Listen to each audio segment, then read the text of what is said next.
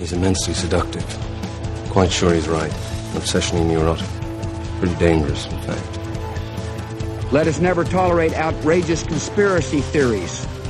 Do you mean you doubt your powers to convince him? Say it! Say it! All right, I'll say it. Worse than that. What I'm afraid of is his power to convince me. We're talking about putting a manifestly irresponsible man on national television. Sweetheart, be reasonable. What? This is the end game.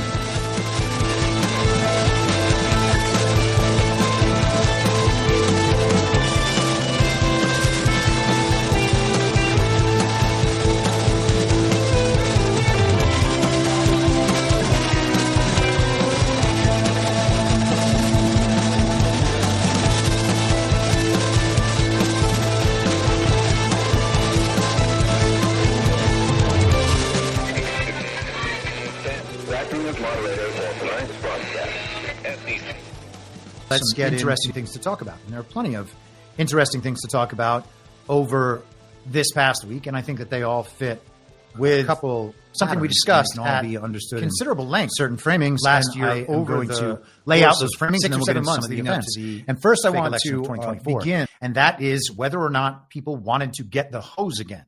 And it seems like people do want to get the hose again. And what I meant when I said that is stuff like we've been seeing. People thought that we were going to be to the end of the project as long as we could get Trump to, quote unquote, win a fake election. And it was a fake election. There was no chance that the outcome would have been any different on the presidential level. They could not have communicated anything differently on the presidential level and had the country go along with it and agree with it and accept it. It was bad enough in 2020 when they did it with Biden, failed. Okay. More people over time disbelieved in Biden's legitimacy. That's all you need to understand, to know that the project failed. That erodes confidence in the regime and in the unipart. And that is the purpose of the narrative. It's to fortify the regime effort and diminish the anti-regime effort. Okay. And so obviously from the anti-regime side, our effort is to fortify the anti-regime argument and diminish the regime in people's minds. Okay, it's a narrative battle to win the collective consciousness about these issues. Okay, and we can do that quickly if people want to change their minds quickly. And if people are willing to put their egos aside and be humble and admit that they've been wrong about basically all of it. Okay, I mean, I'm writing finally the long piece that I've intended to write for 3 years called The Joy of Having Been Wrong. And it's about just eventually understanding, okay, I was operating in a false paradigm, which means that anything from that paradigm is probably wrong. I'm going to assume that I'm wrong about everything, take nothing as something that I've learned over time that everybody knows, have confidence in those things, build beliefs upon those things. I'm not going to do any of that. I'm going to assume that every belief that I've ever had might be wrong and then see which ones are able to be built back using only direct evidence, first principles, and sound logic. And it turns out that a lot of your world, a lot of your real world is able to be reconstructed much in the way you saw it before when taking that approach, but by no means all of it. I wouldn't even say most of it. And the part that can't be rebuilt on the basis of direct evidence, first principles, and sound logic, well, that's a false reality, okay? Because if it was part of an actual reality, it would present itself again in reality. It would be substantiated in reality when looking only at reality and not responding to any of the cultural forces, any of the stories, any of the incentives to repeat the stories. You can just get rid of all of it. And when you get rid of all of it and you take that humble approach, well, then all of a sudden the learning process about everything begins as though you're a child. And some might say as though you're born again, and you begin to realize that the world is not how you thought it was. In fact, it's this other way that is much more understandable and therefore much more fulfilling, satisfying. It allows you to move forward confidently because your understanding of reality is now coming into alignment with the reality as it exists. Okay. And that's always going to be better for operating in reality. And so we can try to take the fast path toward that by doing it all at once, admitting, hey, man, I was wrong about all this.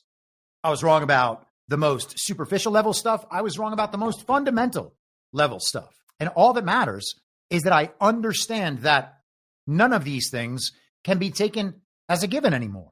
And I'm going to have to, about each and every claim, be humble, leave room for mystery and uncertainty about everything, and then work your way back. Direct evidence, sound logic, first principles. If we fail to do that, we are going to, by virtue of this project, insofar as we understand it, we are going to have to go through these repetitive cycles, these reruns after reruns after reruns, rug pulls after rug pulls, because we keep standing on the rug. And we're going to continue to get rugged until we remove all of those beliefs that are based in the false reality. And there are a lot of incentives in the false reality. We talk about this often. Okay. People respond to social incentives. They want credit online. They want credit in their workplace, maybe with their family. Okay. Their friends. You get additional leverage if you're the one that knows what's going on. A lot of people have this sparring with the people close to them in life, where one person is arguing for blatant evil and the other person's arguing against that. Okay. And I understand that in the inversion, they think that we are arguing on behalf of evil. They are never able to make that argument, but they believe that. They tell themselves that. We should not be in a relationship where the two views are equal. The evil view has become equal to the view that is not evil, the view that reflects reality, the view that is not a lie, like the evil view would necessarily be. We cannot just act like those things are equal, and we shouldn't engage the conversation as though they are. Someone promoting evil is operating on behalf of the enemy or the adversary, or however you think of it. And it doesn't mean that we try to kill them or try to harm them or anything. It just means that we understand the conversation differently than we've understood it before, which is, oh, you have your opinion, I have mine. I guess we can't settle what the proper opinion is. We can't come to terms and we can't agree. So therefore, we just have to call them both equal. They're not both equal. Okay. We have to be able to get to the right decision on all of these issues, understanding that our prior beliefs about all of these things could be wrong. And so we let them go and we begin to operate in the world in a different way with an open mind, focused on direct evidence, first principles, and sound logic. And where does that get us? Well, it gets us somewhere else. Okay. And if we're unwilling to do that, then we're going to have to be taught these lessons in perpetuity as though we were dogs being classically conditioned. And there's some pretty good indication that that's where we are at this point, because even truthers are unwilling to admit that they don't actually know all the things they pretend to know. And again, that's an epistemological thing. I've been awake for 20 years. Oh, I've studied that. If that is your argument for your rightness, you've studied or you've been around for a while, well, it's not going to serve you very well unless you're around really dumb people and other people who operate only in the false reality. Otherwise, you got to come out and solve the epistemological problem, or else you're going to keep getting the hose again. And people are going to keep getting the hose again, and people are getting the hose again. They are upset by what they see on the screen every day, having just insane reactions, hateful reactions. And then they go out online trying to collect social credits and fiat tokens from strangers that might not even represent real people. That's where we are right now. And everybody just wants to emote. It is a performance. I'm going to have this opinion performatively, and that will let you know that I'm a good person because I have performed properly in response to the stimulus on the television. What I saw on TV made me very mad or very sad or very depressed or very concerned about our future. All of the emotions. And then we go out and we emote online. What are we doing? This is what it looks like to get the hose again. We could have taken the approach last year, sticking to first principles, sticking to direct evidence, sticking to sound logic, and understood that elections are fake. And if elections are fake, then the political process is fake. That's not how leaders are put in place. It's not how they are determined. Okay. The winner is determined prior to the election in a negotiated deal by both sides. That's what it is in a world of fake elections, in a world of illegitimate elections, even if you're not willing to go as far as I am on that claim. Then again, if you know an election is not legitimate, then it ceases to be an election. Okay. Because the definition of election requires the weigh-in from the people involved. which means that their way in has to be counted and recorded and processed and affecting the result in a way that is real and legitimate. If you're not able to meet that standard, then the election is fake.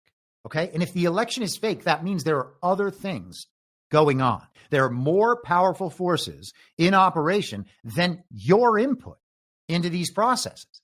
And at that point, we can understand, well, if there are bigger things going on, and this is not dependent on our direct input into the system, then our direct input into the system is actually not required. What's required is understanding the fakeness, communicating that broadly so that we no longer have fake elections. And you can go down a similar process for almost any issue, but we don't do it. Why don't we do it? Well, because people want to continue receiving social credits and fiat tokens online, and for some people offline, by continuing to support the system as it existed. And there are all sorts of incentives to be collected on our side for doing that, just like there are all sorts of punishments to be meted out on our side for people who do that. Okay? If you go along with the general consensus, the establishment powers, well, then you'll be incentivized. If you go against it, you'll be punished. You'll be censored. You'll be whatever. Okay? At some point, that's just got to be accepted so that we can continue to move on and move forward. Otherwise, it's just the hose again forever. It's just you stand on a rug, it's going to get pulled out from under you forever. And even if we were somehow to get out of that process where we thought, oh, that stuff's not happening anymore, we still would not have broken ourselves out of the circumstance we are in now, which is psyops forever. And I would like to get out of that. Maybe you would. Maybe there's no way out.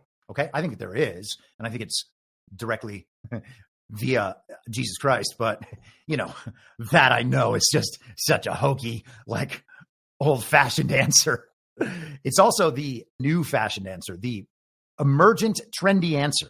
And it's going to be obviously a trend. You can see the trend forming over time. It's not going to turn around. It moves in the same direction as everything else. Okay. So we are going that way. But if you can't get out, if it's just two sets of Freemasons psyoping everybody till kingdom come, well, then so be it. We at least have to navigate those psyops and figure out how to avoid being hoodwinked by them rather than signing up for one side of the psyop, pretending we're not getting hoodwinked and help to hoodwink other people on their behalf. And maybe that's where we are, but I would like to think that we are not there. And I think that it is within our power to move past that, which is what I suggest we do. Now, I also want to talk about the idea of narrative disarmament. And I think that that's maybe the right way to describe this. And I want you to go back and think about how the very deadly pandemic was in 2020. Horrifying situation, destroyed many people's lives, countless people's lives, hundreds of millions of people around the world, certainly. Millions of people in the United States lost their jobs, lost their homes, fell into depression, anxiety, addiction, domestic abuse. There was spikes in child abuse, in suicides and murders, and everything. It was societally destructive. But at the end of it, we have given up certain misconceptions that we had prior. Misconceptions that because of them, we were able to be manipulated and influenced into doing things that were totally against our interests. And one of those things I would suggest would be the vaccine regime that has been around in this country for 60 years. We just believe that there are these awful diseases out there. If we take these scientific, medical, technological products and inject them into our bodies, we're not going to get that scary disease. And that's what it's all about. That's what health is. Injecting yourself with tons of things so that you don't get diseases you're told about by the television. And so the way that the pandemic process evolved and then the vaccine process evolved, again, there's major losses across the board for humanity. I am not denying that at all. But by the end of it, we are now in a position where the vaccine regime can be ended permanently and where people's fear response to pandemics proposed by the television has been diminished. It's gone away, which means they can't pull that trick again. Okay, that's really important. And I think that we have examples of that over time, right? We just saw a few weeks ago in Israel and Iran that with a story that lasted, I know it was a 12-day war, a story that lasted 10 and a half days, or you could even say one evening, we have moved on from the Iran is going to have nuclear weapons narrative forever. And that is a major chip away at the nuclear weapons narrative broadly. All right. And we see example after example of this sort of thing happening. And I would suggest to you, just this week, people are getting red-pilled on multiple things. They're getting red-pilled on geoengineering, for one. Okay. And I'm not saying that that is 100% effective across the board. All right. But it is substantial. It's not some little thing that now that's part of the public conversation. And we're getting to that point down a whole range of issues. And I think maybe that's what it takes. If we're not going to take it upon ourselves to let all of this stuff go and really be honest about what we know, what we can know, and what it means, and to understand how limited that actually is. You know, the Socratic thing, I know nothing, right? That's what made him the smartest person in all of ancient Greece. He knew that he knew nothing. He left everything with its appropriate amount of uncertainty. And when you do that, you can't use worldly arguments to win against moral arguments, okay? Because you're not allowed to do something immoral in order, you say, to potentially enhance worldly benefits. It makes the whole process much simpler. You just become humble about what you know, understand that there are uncertainties about everything, and then figure out which worldly act is moral and effective. It has to meet both standards, okay? It can't just be argued that it's effective. Give us another 50 cents per pack tax on cigarettes, and we will solve the homeless problem for you. What? But nobody ever says what. They're like, okay, well, we got to solve that homeless problem. I guess that's the way to do it. It's better than nothing. And so then it happens, okay? That's retarded. But that's the decision-making process in this country, and it has been, and that's what it is when your mind is not awake. These narratives over time have to get disarmed. If we're not willing to take it upon ourselves to let all of this stuff go and build back from nothing, then we're going to need cycle after cycle of these reruns and rug pulls to get us to let go of our grip on whatever part of the false reality we're afraid to let go of. And, you know, it's funny because a lot of people are very dishonest about the things they actually know, which is, again, very limited. And they're unwilling to go back against that because they have created reputations around being the people who know the things that they don't know. All right. If you're saying that you understand the plan, for instance, you don't. So if you're acting like you do and that you understand how everything is perfectly part of the plan and that everything's in full control, well, you're being a little dishonest. Could it be a different way? Maybe some of them would be like, well, yeah, it could be a different way. I just think it's that. Okay, well, why don't you say that you think it's that and express some uncertainty? Think about what it's like for it to be a different way. Actually live in that belief system and see what it means to believe that thing and whether or not that thing maps onto reality better than the mainstream explanation, which you've accepted. We have to be able to do that. Otherwise, we're going to have this process going on forever. Now, I would suggest narratives are getting disarmed as we go along through this process. So a lot of the negative emotional response over the last few days, you know, some of that's gut instinct. I'm not trying to belittle it. Some of it's gut instinct about things that happen that are wrong. And we don't want to ignore those things. We want to be able to press forward for truth. But it's not only that, it's also an emotional response. And because of that emotional response, in people who are unwilling to go through the process on their own, that emotional process is going to take them through the steps of allowing these narratives in their own minds to be disarmed. All right. And that's going to be a necessary thing. And it's unfortunate, but at least the emotional impact is being delivered. The cognitive dissonance is being delivered so that the conversation sparks up in public and people actually have to think about these things. If that's all that's happening here, you can argue about whether or not it's worth it and whether or not it's moral. Maybe all the stuff should be released right out in front and the chips fall where they may, but that doesn't seem to be the pattern. That doesn't seem to be the strategy. Maybe it's right, maybe it's wrong, but it's important to understand the strategy. And if you understand the strategy, if you understand ultimately the awakening, which has to go farther than politics, okay, this all can't be about politics. If it's about politics, then we are just the useful idiots in the partisan scheme to keep us hoodwinked forever. Okay, we are trapped within the controlled opposition dynamic if it's all about electoral politics, especially knowing fake elections. So it's got to be about more than that, which means we have to go further than just a political understanding to a deeper understanding that creates something lasting within us as individuals and within the collective so that we can continue to push forward. That has to happen. So whatever leads to that is good and should be followed as quickly as possible, not shut down by gatekeepers, not shut down in favor of worldly concerns.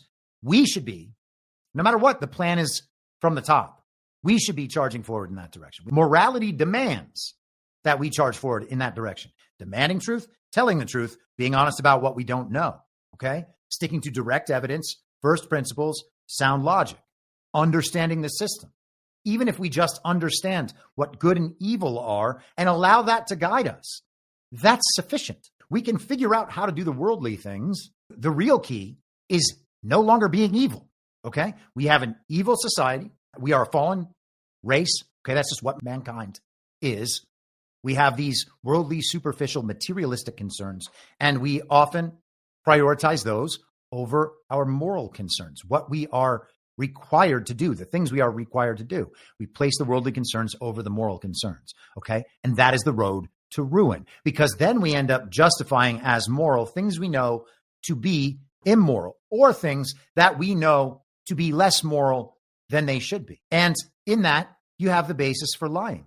Something you want takes priority over what you should do. That is, again, the road to ruin. We've got to get out of that. And the cognitive dissonance, the catalyst for the emotional response and for that gut instinct that then has to be reckoned with and reconciled, that brings people through the process in a quicker way. So, we've talked on this podcast for years about the creation of chaos and how it is potentially destructive if we are being consistently sold a bill of goods and brainwashed.